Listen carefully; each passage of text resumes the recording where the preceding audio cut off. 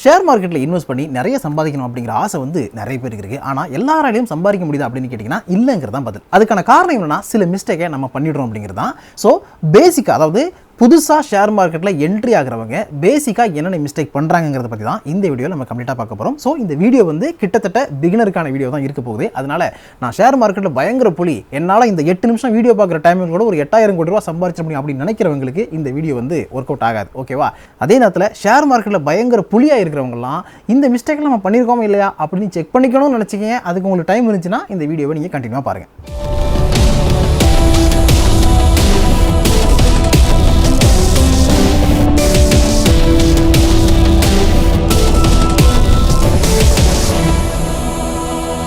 Welcome to காசு பணம் with Meera.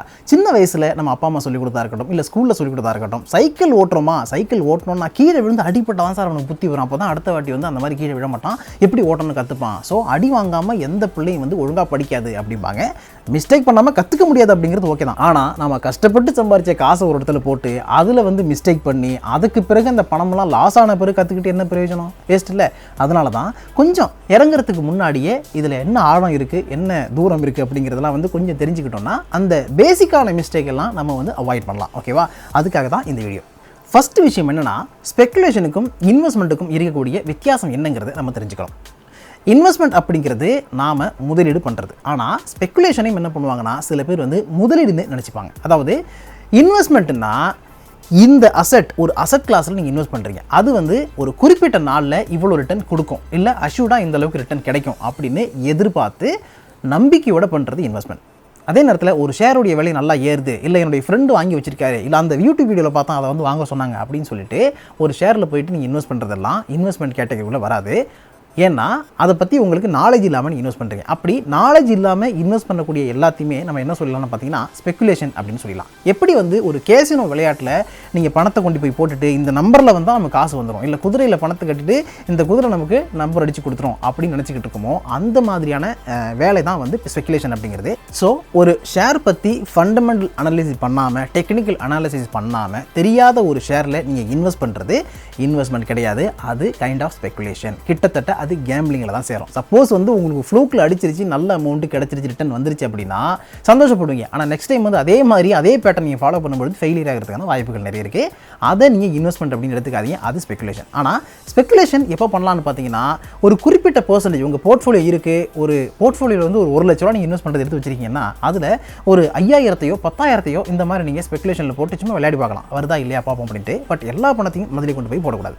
அதுக்கப்புறம் டைமிங் த மார்க்கெட், அதாவது மார்க்கெட்டுடைய டைமிங் எப்படி இருக்குது, ஏறுதா இறங்குதாங்கிறத பார்த்துக்கிட்டு டக்குன்னு முடிவெடுப்பாங்க. அதாவது மார்க்கெட் ஒவ்வொரு வாட்டியும் என்ன நடக்குதோ அந்த மார்க்கெட்டுக்கு ஏற்ற மாதிரி ரியாக்ட் பண்ணிட்டு இருப்பாங்க.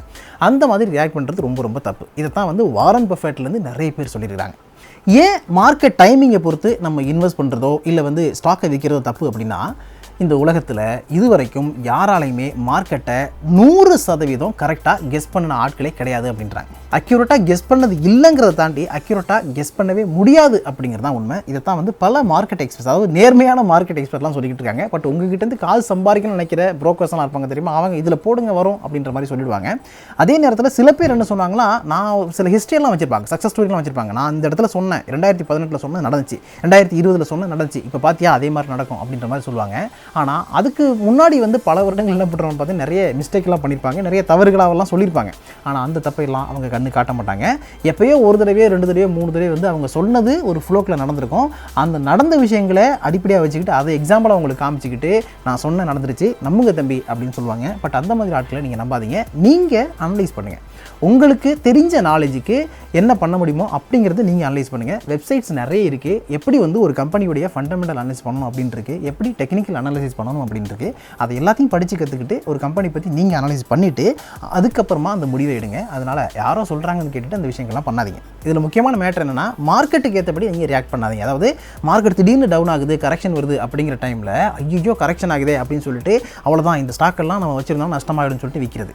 அதே நேரத்தில் ஏதாவது ஒரு ஸ்டாக்குடைய ப்ரைஸ் வந்து ஏறிக்கிட்டு இருக்கு, சென்செக்ஸ் திடீர்னு வந்து நல்லா ஏறுது, நிஃப்டி வந்து ஒரு 20,000 பாயிண்ட் கிட்ட போகுது அப்படின்ற நேரத்தில் டக்குன்னு போயிட்டு வந்து ஆஹா இப்போ வந்து ஏறிக்கிட்டு இருக்கு, இப்போ வாங்கணும்னா நம்ம சூப்பராக பணக்காரன் ஆகலான்ற மாதிரி எல்லா ஸ்டாக்கையும் பிடிச்சி ஏதாவதெல்லாம் உங்கள் கண்ணுக்கு தெரியுது எல்லாத்தையும் வாங்குறது, அந்த மாதிரி வாங்கக்கூடாது.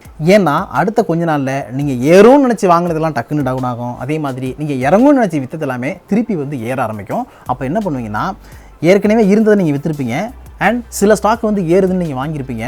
ரெண்டுக்கும் வந்து ஈக்குவல் ஆகிடும், பெருசாக லாபம் இருக்காது. அப்படி இல்லைனா உங்களுக்கு நஷ்டம் அதிகமாகிருக்கும். அடுத்த முக்கியமான விஷயம் என்னென்னா இமோஷனல் டிசிஷன், அதாவது ஒரு உணர்ச்சி போராட்டம்னு சொல்லுவாங்கள்ல, அந்த மாதிரி சேம் இதுதான் வந்து இப்போ மார்க்கெட் ரியாக்ட் பண்ணுறது ஒரு வகையான உணர்ச்சி போராட்டம். எப்போயுமே மார்க்கெட்டில் ஒரு விஷயம் நடக்குது, கரெக்ஷன் வருது அப்படின்னா பெருசாக வந்து நீங்கள் ரியாக்ட் பண்ணிக்காதீங்க. அது என்ன நடக்குது அப்படிங்கிறத வேடிக்கை பார்த்துக்கிட்டு இருங்க, நல்லா அப்சர்வ் பண்ணுங்கள். பட் அதே நேரத்தில் ஒரு ஸ்டாக்குடைய ப்ரைஸ் வந்து ரொம்ப கம்மியாகுதுன்னா கம்மியாகிறதுக்கான காரணம் என்ன அப்படிங்கிறத பார்த்துட்டு, இல்லை அதுக்கு முன்னாடியே நல்ல ஸ்டாக்கா அப்படிங்கிறத நீங்கள் தெரிஞ்சு வச்சுருந்தீங்க, அந்த டைமில் அது கம்மியாகுதுன்னா அப்போ நீங்கள் அதை வாங்கலாம். பட் அதே நேரத்தில் ஒரு ஸ்டாக்கை வந்து விற்க போகிறீங்க அப்படின்னா அது விற்கிறதுக்கான ரீசன் என்ன, எதுக்காக, என்ன பர்பஸுக்கு இந்த குறிப்பிட்ட ஸ்டாக்கை நம்ம விற்க போகிறோம் அப்படிங்கிறதுக்கு ஒரு ஒயிட் பேப்பர் எடுத்து கிளியராக எழுதுங்க. இன்ன பர்பஸுக்காக நான் விற்க போகிறேன் அப்படின்னு எழுதுங்க. முடிஞ்ச அளவுக்கு அதை விட பெட்டர் ஸ்டாக் வந்து உங்களுக்கு ஒரு ஆஃபர் வருது இருக்குது அப்படின்னா அதை வாங்குறதுக்காக இந்த ஸ்டாக்கை வைங்க. இன்வெஸ்டர்ஸை பொறுத்த வரைக்கும் எல்லா டைம்லையும் நீங்கள் மார்க்கெட்டை பார்த்து அது என்ன பண்ணுதோ அதுக்கு ரியாக்ட் பண்ணணும் அப்படிங்கிற அவசியம் கிடையாது. பட் அந்த ரியாக்டெல்லாம் யார் பண்ணுவான்னு பார்த்தா ட்ரேட் பண்ணுறவங்க தான் பண்ணுவாங்க. நீங்கள் இன்வெஸ்ட்மெண்ட் தான் பண்ணுறீங்க, ஷேர் மார்க்கெட்டை உங்களுக்கான சரியான முதலீட்டு இடமாக நீங்கள் பார்க்குறீங்க, முதலீட்டு தளமாக நீங்கள் பார்க்குறீங்க அப்படின்னா அதுக்காக நீங்கள் கவலைப்பட தேவையில்லை. பட் அதே நேரத்தில் நீங்கள் ஒரு ட்ரேடராக இருக்கீங்கன்னா தான் ஐயோ நேற்று போட்டோம் இன்றைக்கி விற்கல அதுக்குள்ளே இறங்கிடுச்சு அப்படிங்கிற கவலை உங்களுக்கு வேணும், அந்த கவலை உங்களுக்கு இருக்கணும். ஸோ மார்க்கெட்டை பார்த்து ரியாக்ட் பண்ணுறவங்க யாராக இருப்பாங்கன்னு பார்த்தீங்கன்னா ட்ரேடராக தான் இருப்பாங்க. அதனால் ட்ரேடரை இன்வெஸ்டர்ஸ் ஃபாலோ பண்ணக்கூடாது. அடுத்த மெட்ரு இந்த ட்ரேடிங் தான் வர்றேன். முதல்ல இன்வெஸ்ட்மெண்ட்டுக்கும் ட்ரேடிங்க்கும் இருக்கக்கூடிய வித்தியாசம் என்ன அப்படிங்கிறத நம்ம கிளியராக புரிஞ்சுக்கணும். இதை புரிஞ்சுக்கிட்டு தான் ஷேர் மார்க்கெட்டுகளே என்ட்ரி கொடுக்கணும் அப்படின்னு மார்க்கெட் எக்ஸ்பர்ட்ஸ் எல்லாம் சொல்கிறாங்க. அதே மாதிரி பெரிய பெரிய பொருளாதார வல்லுநர்களும் அதை தான் சொல்லியிருக்காங்க. ஷேர் மார்க்கெட்டை பொறுத்த வரைக்கும் நீங்கள் வெப்சைட்டில் யூடியூப்பில் இருக்கக்கூடிய ஸ்டோரிஸ் எல்லாம் பார்த்தீங்கன்னா நிறைய ஃபெயிலியர் ஸ்டோரியாக தான் இருக்கும். கிட்டத்தட்ட 98% நீங்கள் எந்த வீடியோ பார்த்தாலும் நான் ஷேர் மார்க்கெட்டில் பணம் போட்டேன், என் குடும்பத்தோட நடுத்தருவுக்கு வந்துட்டேன், நான் லாஸ் ஆகிட்டேன், நிறைய பணத்தை தொலைச்சிட்டேன், அதில் வந்து போகாதீங்க அப்படின்னு சொல்லிட்டு நிறைய பேர் வந்து வீடியோலாம் போட்டிருக்காங்க. அவ்வளோ ஏன் ஷேர் மார்க்கெட்டில் நீங்கள் சம்பாதிக்கவே முடியாதுங்க அப்படிலாம் ஒரு பெரிய டாக்டர்லாம் கூட வந்து சொல்லிட்டு இருந்தார். இந்த மாதிரி வீடியோலாம் நீங்கள் நிறைய பார்த்துருக்கலாம். அப்படி ஷேர் மார்க்கெட்டில் லூஸ் பண்ணிட்டேன், நிறைய பணத்தை தொலைச்சிட்டேன் அப்படின்னு சொல்கிறாங்கல்ல, அந்த மாதிரி சொல்கிறவங்களை போயிட்டு நீங்கள் என்ன பண்ணினீங்க அப்படின்னு ஒரு 2 பேரை, ஒரு 10 பேரில் 2 பேர்கிட்ட கேட்டு பார்த்தீங்கன்னு வச்சிங்களேன், அவங்க எல்லாருமே ட்ரேடிங் பண்ணவங்களா இருப்பாங்க, இன்வெஸ்ட் பண்ணவங்களா இருக்க மாட்டாங்க. ஏன்னா ட்ரேடிங் அப்படிங்கிறதுக்கு பெருசாக ஃபண்டமெண்டல் அனாலிசிஸ் வந்து தேவையில்லைன்னு சொல்கிறதும் தப்பு. ஆக்சுவலாக தேவை தான், பார்த்துக்கிட்டு தான் பண்ணணும். ஆனால் மோஸ்ட்லி ட்ரேடிங் பண்ணுறவங்க என்ன பண்ணுறாங்கன்னா, ஒரு ஸ்டாக் இன்றைக்கி ஏறி இருக்குது, நேற்று ரேட் எப்படி இருந்துச்சு, நேற்று எப்படி இருந்துச்சு, போன மாதம் இதோடைய பெர்ஃபார்மன்ஸ் எப்படின்னு சொல்லிட்டு டக்குன்னு பார்த்துட்டு ஓகே இதில் போடு, வந்துச்சா லாபம் வந்துச்சு, ஓகே சூப்பர் எடுத்துகிட்டு போ அப்படின்ற மாதிரி பண்ணுவாங்க. அதே நேரத்தில் ஒரு ஸ்டாக்குடைய விலை வந்து இறங்குதுன்னா டக்குன்னு வாங்குவாங்க, நாளைக்கு ஏறுதுன்னா உடனே விற்றுருவாங்க. இதே மாதிரி தான் அவங்க பண்ணிகிட்டு இருப்பாங்க. லாங் டேர்மில் வச்சுக்க மாட்டாங்க. இப்படி லாங் டேர்மில் வச்சுக்காதவங்களுக்கு என்ன விஷயம் அப்படின்னு பார்த்தீங்கன்னா, ஒரு நாள் வந்து லாபம் கிடைக்கும். காய்கறி மார்க்கெட்டில் போயிட்டு நம்ம ஒரு நாள் வியாபாரம் பண்ணுற மாதிரி ஒரு நாள் லாபம் கிடைக்கும், அடுத்த நாள் நஷ்டமாகும், அடுத்த நாள் வந்து லாபம் கிடைக்கும். இந்த மாதிரி வந்து அந்த இது மாறி போய்கிட்டே இருக்கும். பட் இன்வெஸ்ட்மெண்ட்டுக்கு அப்படி கிடையாது. இப்போ ட்ரேடிங்கில் ஒரு நாள் நல்ல லாபம் கிடைச்சுன்னா அடுத்த நாள் அதே அமௌண்ட்டை டபுளாக போட்டு ட்ரேடிங் பண்ணுவாங்க. அப்போது முதலுக்கே மோசமாகும், தலையில் துண்டை போட்டு உட்காருவாங்க. இந்த மாதிரியான விஷயங்கள்லாம் நடக்கும். ரெண்டாவது, விட்ட இடத்துல தானே பிடிக்க முடியும் அப்படின்னு சொல்லிட்டு மறுபடி அதிலேயே கொண்டு போய் பணத்தை போட்டு ஐயோ நேற்று வந்து 1 லட்ச ரூபா விட்டுட்டேன், நேற்று 2 லட்ச ரூபா விட்டுட்டேன், இதை எப்படியாவது நான் வந்து எடுத்தே ஆகணும், பெரிய அளவில் லாஸ் ஆகிட்டேன் அப்படின்ட்டு அதை எப்படியாவது அந்த இடத்துலேருந்து எடுக்கணும்னு சொல்லிட்டு மறுபடியும் முயற்சி பண்ணுவாங்க. அப்பவும் வந்து அவங்களுக்கு தொடர் தோல்விகள் வரும். அப்படி சந்தித்தவங்க நிறைய பேர் இருக்காங்க, என்னுடைய ஃப்ரெண்ட்ஸ் இருக்காங்க, நான் நிறைய பேர் அந்த மாதிரி கதையெல்லாம் வந்து கேட்டிருக்கேன். அதனால் ட்ரேடிங் பண்ணணும்னு நினைக்கிறவங்க ரொம்ப நல்லா கற்றுக்கிட்டு ட்ரேடிங் பண்ணுங்கள். ட்ரேடிங்கில் என்னென்ன டெக்னிக் இருக்குது அப்படிங்கிறத ஒவ்வொன்றா வந்து கற்றுக்குங்க. அப்படி கற்றுக்கிட்டு நீங்கள் ட்ரேடிங் பண்ணால் மட்டும்தான் அதில் ஓரளவுக்கு நீங்கள் சக்ஸஸாக இருக்க முடியும். இன்னும் வந்து இந்த உலகத்தில் இருக்கக்கூடிய ட்ரேடர்ஸ் எவ்வளோ பேர் இருக்காங்க, இன்வெஸ்டர்ஸ் எவ்வளோ பேர் இருக்காங்க அப்படின்னு பார்த்தீங்கன்னா ட்ரேடர்ஸ் வந்து கம்மியாக இருப்பாங்க. அதுவும் சக்ஸஸ்ஃபுல் ட்ரேடர்ஸ் வந்து ரொம்ப கம்மியாக இருப்பாங்க. ஒரு 100 ட்ரேடரில் எத்தனை ட்ரேடர் வந்து ரொம்ப சக்ஸஸ்ஃபுல்லாக இருக்காங்க அப்படின்னு பார்த்தீங்கன்னா வெறும் 5 பேர் 6 பேர் தான் இருப்பாங்க. 95 பேர்லேருந்து 94 பேர் வந்து ஃபெயிலியர் தான் ஆயிருப்பாங்க. பட் ஈக்விட்டி மார்க்கெட்டை இன்வெஸ்ட்மெண்ட்டாக பார்க்குறவங்கள்ட்ட இந்த மாதிரியான பெரிய பாதிப்புகள் ஏற்பட்டிருக்காது. நஷ்டமே ஏற்பட்டிருந்தாலும் பெரிய அளவில் ஏற்பட்டிருக்காது. அப்படி நஷ்டம் ஏற்பட்டிருக்குன்னா அதை அடுத்தடுத்த ஆண்டுகளில் அவங்க சரி பண்ணுறதுக்கான சாத்தியக்கூறுகள் நடந்திருக்கும். ஸோ பேர பசங்களா அப்படின்னு தாத்தா சொல்கிற மாதிரி பிகினராக ஷேர் மார்க்கெட்டில் என்ட்ரி பண்ணும்போது முடிஞ்ச அளவுக்கு நீங்கள் இன்வெஸ்ட்மெண்ட் பண்ணுறதுக்கு ட்ரை பண்ணுங்கள். பார்த்து ஒன்றும் அவசரம் கிடையாது. ஒரு கம்பெனியோ 2 கம்பெனியோ அதை நல்லா ஃபாலோ பண்ணி, இல்லை ஒரு 5-6 கம்பெனி தான் உங்களுடைய போர்ட்ஃபோலியோ இருக்குது அப்படின்னா அதை மட்டும் நல்லா பார்த்துக்கிட்டு அதுலேயே நீங்கள் இன்வெஸ்ட் பண்ணுங்கள், தப்பு கிடையாது. ஆனால் ட்ரேடிங் பண்ணுறதுக்கு அவ்வளோ அவசரப்படாதீங்க. அண்ட் இன்னொரு விஷயம் என்ன பார்த்தீங்கன்னா, ட்ரேடிங்கை பொறுத்த வரைக்கும் ட்ரேடிங் பண்ணால் நல்லா சம்பாதிக்கலாம் அப்படிங்கிற ஒரு பொதுவான மித்து வந்து நிறைய பேர்கிட்ட இருக்குது. அதனால தான் வந்து காசை இழந்துடுறாங்க. அதாவது ஆசையை தூண்டுறது அப்படின்னு சொல்லலாம். ஏன்னா நீங்கள் வாங்க 5 லட்ச ரூபாய் எடுத்துகிட்டு வாங்க, அடுத்த ஒரு வாரத்தில் உங்களுக்கு 50 லட்ச ரூபாய்க்கு நான் அதிபதி ஆக்குறேன்ற மாதிரிலாம் நிறைய ப்ரோக்கர்ஸ்லாம் வந்து அனௌன்ஸ் பண்ணலாம் கொடுத்துருக்காங்க, விளம்பரம்லாம் கொடுத்துருக்காங்க. அதை நம்பி வந்து நிறைய பேர் இன்வெஸ்ட் பண்ணுறாங்க. இன்வெஸ்ட் பண்ணல, ட்ரேடிங் பண்ணுறாங்க. அவங்க கிளாஸ் எடுப்பாங்க, உங்களுக்கு பார்த்துட்டே இருக்க சொல்லுவாங்க, இந்த டைமில் டக்குன்னு இதை புக் பண்ணுங்கள், இதை விற்றுருங்க அப்படிம்பாங்க. எல்லா விஷயங்களும் வந்து நடந்துக்கிட்டு இருக்கும். சம்டைம்ஸ் அது ஒர்க் ஆகும், சம்டைம்ஸ் அது ஒர்க் ஆகாமல் போகும். அதனால் வந்து நிறைய பாதிப்புகளை சந்திக்க போகிறது நீங்களாக தான் இருப்பீங்க. அப்படி பாதிப்புகளையும் நீங்கள் சந்தித்தாலும் அந்த ப்ரோக்கிங் கமிஷன் அப்படிங்கிறத உங்களுக்கு கொடுத்து தான் ஆகணும். ரெண்டாவது, நீங்கள் ட்ரேடிங் பண்ணணும் அப்படின்னா காலையில் நீங்கள் டிவி ஆன் பண்ணி பார்த்துக்கிட்டு உட்காந்துட்டு இருக்கணும். உங்களால் வேறு வேலை வந்து பார்க்க முடியாது. அதாவது இல்லைனா வேறு வேலைலேருந்து வந்த பணத்தை எல்லாத்தையும் எடுத்துக்கிட்டாந்து கொண்டாந்து வச்சுக்கிட்டு தான் நீங்கள் ட்ரேடிங் பண்ணவே ஆரம்பிப்பீங்க. அந்த மாதிரி ஒரு நிலமை வந்துடும். பயங்கர ஸ்ட்ரெஸ்ஃபுல்லாக இருப்பீங்க. ஃபஸ்ட்டு வந்து உங்களுக்கு பீஸ் ஆஃப் மைண்டுங்கிறது இல்லாமல் போயிடும். அதே நேரத்தில் நீங்கள் இன்வெஸ்ட்மெண்ட் பண்ணுறீங்க அப்படின்னா நீங்கள் பேங்க்கில் பணத்தை போட்டு வைக்கிற மாதிரி, ஒரு ஃபிக்ஸ்டு டெபாசிட்டில் பணத்தை போட்டு வைக்கிற மாதிரி நல்ல ஸ்டாக்கை பார்த்து நீங்கள் பணத்தை போட்டு வச்சுட்டு நீங்கள் அப்படி ரிலாக்ஸாக இருக்கலாம். அப்போ காலைல ஒரு வாட்டி ஓப்பன் பண்ணோமா அந்த ஆப்பை, ஈவினிங் ஒரு வாட்டி பார்த்தோமா, ஓகே இன்றைக்கி இவ்வளோ ஏறு இருக்குது, நீங்கள் குறைஞ்சிருக்கு, சரி நாளைக்கு நல்லாயிருக்கும் பார்த்துக்கலாம் அப்படின்ற மாதிரி நீங்கள் போயிட்டே இருக்கலாம். அதே நேரத்தில் அது சம்மந்தமாக என்னென்ன செய்திகள் வருதோ அந்த செய்திகளை படிச்சுட்டு இருந்தாலே ஓரளவுக்கு வந்து உங்களுக்கு நாலேஜ் கெயின் ஆகிட்டே இருக்கும்.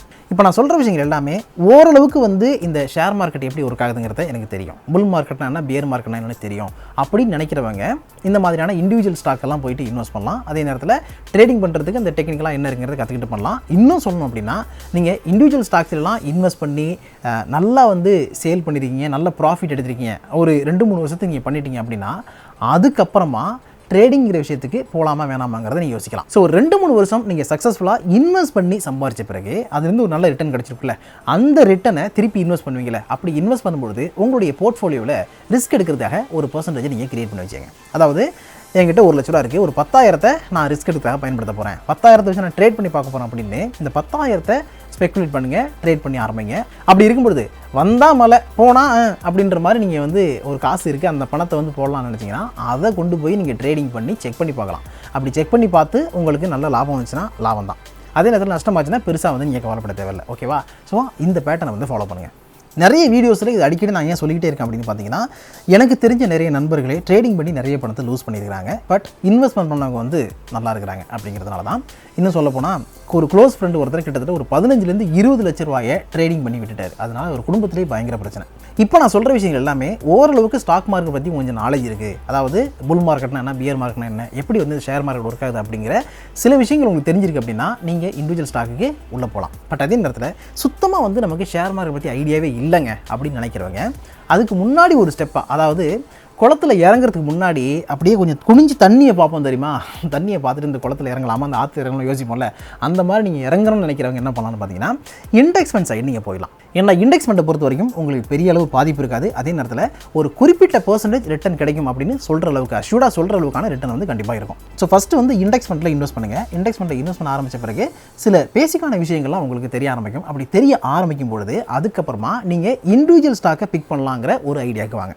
அப்படி இண்டிவிஜுவல் ஸ்டாக்கை நீங்கள் பிக் பண்ணலான்னு ஒரு ஐடியாவுக்கு வரும்பொழுது உங்களுடைய நாலேஜுக்கு எதெல்லாம் எட்டுதோ, அதாவது ஒரு கம்பெனி பற்றி இந்தந்த விஷயங்கள் தெரிஞ்சுக்கணும், கம்பெனியுடைய PE ரேஷியோ பார்க்கணும், ROC பார்க்கணும், ROEனா என்னென்னு பார்க்கணும் அப்படின்னு இந்த பல விஷயங்கள்லாம் இருக்குல்ல, இது எல்லாமே வந்து உங்களுக்கு எந்த அளவுக்கு தெரியுதோ அது எல்லாத்தையுமே ஒரு பட்டியல் போட்டு எழுதுங்க. கம்பெனியுடைய ப்ராஃபிட் என்ன இருக்குது, பிஸ்னஸ் க்ரோத் வந்து CAGR ரேட் எப்படி இருக்குது, கடந்த சில வருடங்களில் கம்பெனி கடன் ஏதாவது வச்சுருக்காங்களா, இல்லை கடன் எல்லாத்தையும் வந்து ரிட்டர்ன் பண்ணிட்டாங்களா, இந்த கம்பெனியுடைய ப்ராடக்ட்டுக்கு காம்படிஷன் இருக்கா, இல்லை காம்படிஷன் கம்மியாக இருக்கா, அதுக்கப்புறம் மேனேஜ்மெண்ட் எப்படி இருக்குது, இந்த கம்பெனியை யார் நிர்வகிக்கிறாங்க, சரியான ப்ரொமோட்டர்ஸ் இருக்காங்களா, அப்படி பல விஷயங்கள் உங்கள் நாலேஜுக்கு சில விஷயங்கள் தோணும்ல, ஒரு கம்பெனி எப்படி அனலைஸ் பண்ணணும், இது எல்லாத்தையுமே வந்து பார்த்து பட்டியலிட்டு அதை வந்து பாருங்கள். பார்த்துட்டு அதுக்கப்புறமா அதில் வந்து எல்லாத்துக்குமே வந்து ஒரு பாஸ் மார்க் வருது அப்படின்னா அதுக்கப்புறம் வந்து இந்த ஸ்டாக்கை வாங்கலாம் அப்படிங்கிற முடிவுக்கு வாங்க. இதை தாண்டி எதையுமே யோசிக்காமல் பணம் சம்பாதிக்கிறது மட்டும்தான் என்னுடைய நோக்கம் அப்படின்ட்டு டக்குன்னு போயிட்டு குதிச்சிடாதீங்க. அது ரொம்ப கஷ்டம். ஏன்னா பணம் சம்பாதிக்கிறது உங்களுக்கு என்ன தேவைன்னா ஷேர் மார்க்கெட்டை பற்றிய நாலேஜ் தான் தேவை.